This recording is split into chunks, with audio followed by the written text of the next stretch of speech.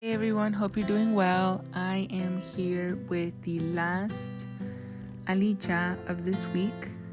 We know it's been in Parashat Noaj, which means comfort, and we're going to go in with the last one for this week. Now, if you missed one for this week, or if you want to look at the ones from last week or the ones from next week, we will have those ready in our website, israelcasaintegral.com.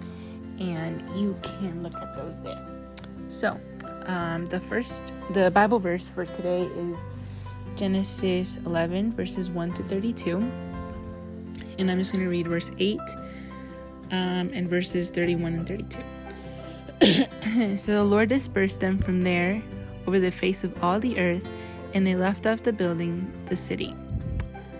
Terah took Abram his son, and Lot the sons of Haran his grandson, and Sarai his daughter-in-law, his son Abram's wife, and they went forth together from Ur of the Chaldeans to go into the land of Canaan. But when they came to Haran, they settled there. The days of Terah were 205 years, and Terah died in Haran. So why are some projects left unfinished? The city and the tower that men built weren't pleasant before the Eternal. Though this evil project, astrology, was introduced into the world, men had rebelled against the Eternal, and instead of spreading out and replenishing the earth according to the commandment, which is Genesis 9:1 and 11:4, they unified to build a huge city. But their project failed, and the city remained unfinished. Abraham's father, Terah in Hebrew, didn't want to live anymore in Ur of the Chaldeans. He decided to leave with some of his family members and settle into the land of Canaan. But when he reached Haran, halfway, he stayed there until the day of his death. His project failed and was left unfinished. These two events can teach us something to help prevent our projects from being left unfinished. In the first instance, the Eternal intervened supernaturally and confused their language so they wouldn't be able to speak that original language, Old Hebrew. That way, they wouldn't be able to keep building.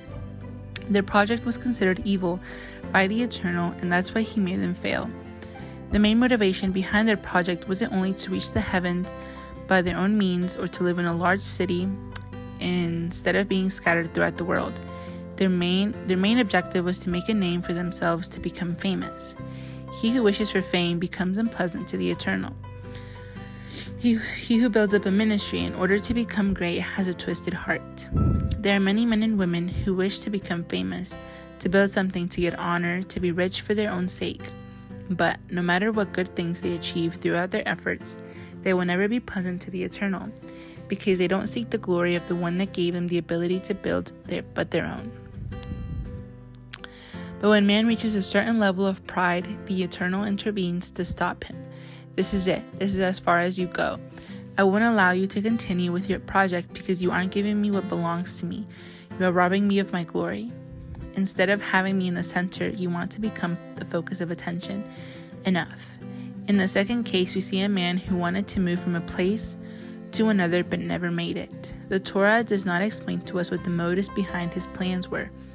It doesn't mention if there was a supernatural intervention from the Eternal to stop him on his way either.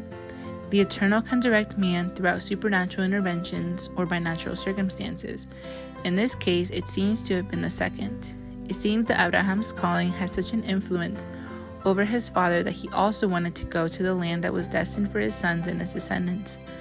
But for some reason, he never got his intended destination, and we don't quite know why. We only see that the Eternal did not allow him to get there. The truth is that Terah didn't have a divine calling to settle in the land of Canaan. Only his son had it. It was not his calling, and he wanted to enter into something that wasn't his. This teaches us that we have to be very careful to try not to imitate others' callings. But if one sets out to do something just because someone else did it, his motivation is not correct, and it is very possible that he ends up halfway, frustrated and even dead. Don't intend to do something with your life just because someone else did it. It is highly possible that you will leave it halfway through. Then, what should we do to prevent leaving our projects unfinished? How can we successfully in life reach our planned goals? Next week's Manna will deal with this topic. Shabbat Shalom.